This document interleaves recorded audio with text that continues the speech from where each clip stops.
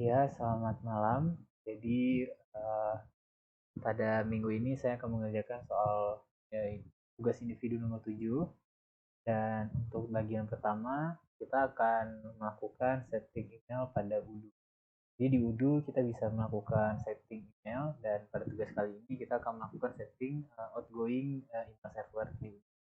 Jadi yang pertama itu kita ke setting, lalu kita melakukan aktif developer mode. Setelah developer mode sudah dihidupkan, sekarang kita masuk ke technical dan ke outgoing mail service. Jadi di sini saya udah bikin uh, emailnya. Jadi di sini itu terdiri dari description, terus untuk PMTP service servernya kita gunain PMTP googlemail.com. Priority ini prioritas kita bebas. Terus ada SMTP portnya itu 465. Dan di sini kita gunain connection security yaitu SSL atau TLSL. Nah, seperti yang disuruh dengan tugasnya. Lalu di sini kita masukkan email dan password yang valid. Tadi ini udah masukin password dan email saya. Lalu kita tekan test connection dan berarti email sudah terkoneksi di Udo kita. Tadi terdapat beberapa hambatan, yaitu email tersebut tidak bisa dikoneksi karena Google maka mendetek website yang tidak valid, valid atau tidak verified di sistem mereka, sehingga mereka menolak ini mudah untuk diselesaikan dengan membuat password di aplikasi. Jadi kita bisa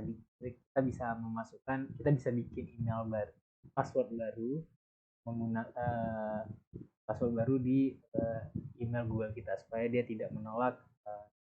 Itu teknisnya. Nah, setelah tes password selesai, sekarang kita akan melakukan purchase order untuk mengirimkan email. Saya sudah membuat purchase order. Sekarang kita tinggal send by email. Di sini nanti kita akan keluarkan seperti ini, dan kita akan kirim email ke API Sejahtera CV dan juga email ke konfigurasi.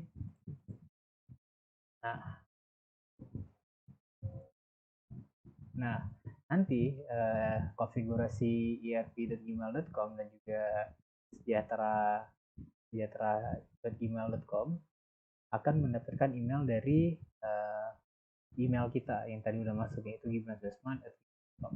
Sekarang kita send.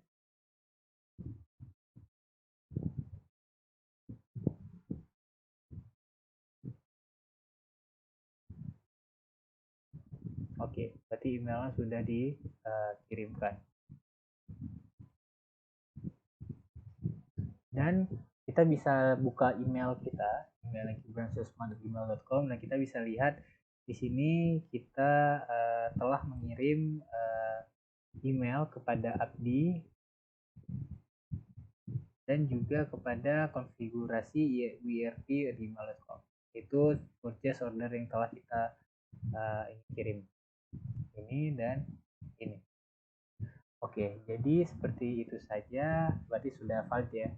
Kita bisa mengirim email dari akun kita, akan dapat notifikasi di Bima. Oke, mungkin itu saja untuk yang bagian setting email. Kita akan lanjut ke bagian 2-nya. Oke, jadi untuk soal yang kedua, yaitu kita akan melakukan penerapan DB Visualizer. Saya genap 62. Jadi ceritanya kita akan menginstal DB Visualizer dan untuk kita dapat memvisualisasi database yang kita gunakan di Udo. Oke, pertama kita download dulu di sini. Saya gunakan yang terbaru dan saya sudah mendownloadnya. Kita langsung menginstalasi aja.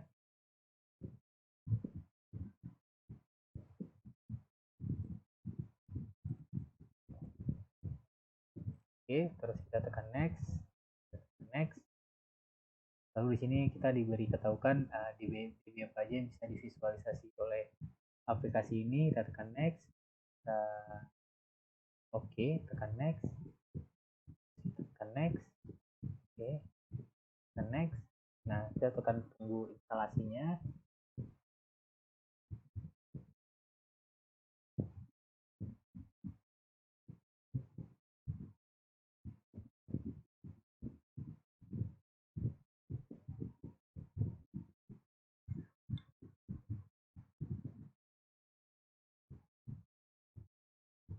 Oke, lalu kita tekan finish.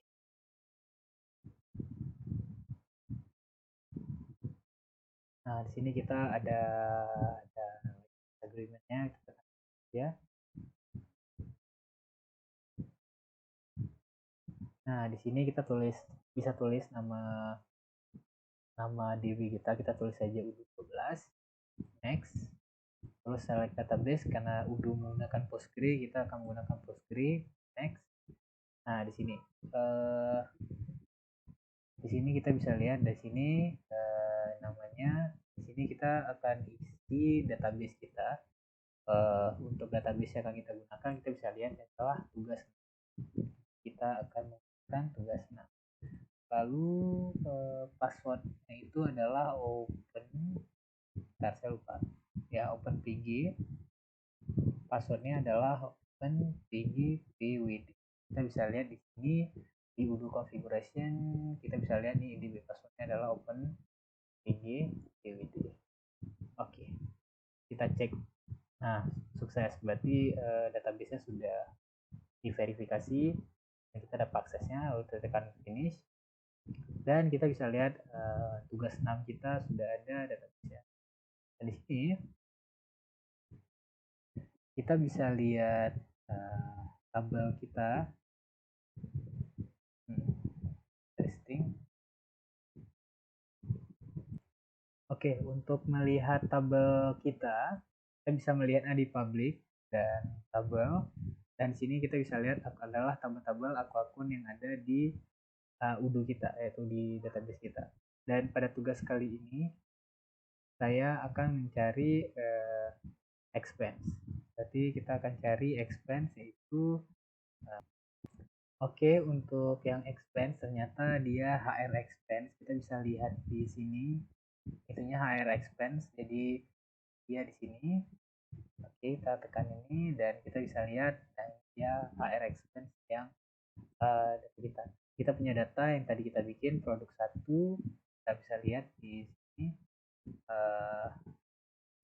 Berarti kita sudah produk 1 sudah lihat, tapi ini belum jadi. Jadi kita juga bisa lihat referensinya. Jadi ini reference dari database dari si expense atau HR expense. Ya, jadi seperti itu saja untuk tugas yang kedua, yang DB Visualizer. Kita bisa visualisasi database yang ada di udo. Ini cukup membantu kita untuk melihat data tabel dari udo itu sendiri. Oke, mungkin itu saja untuk tugas ke-7 kali ini. Sekian, terima kasih. Assalamualaikum warahmatullahi wabarakatuh.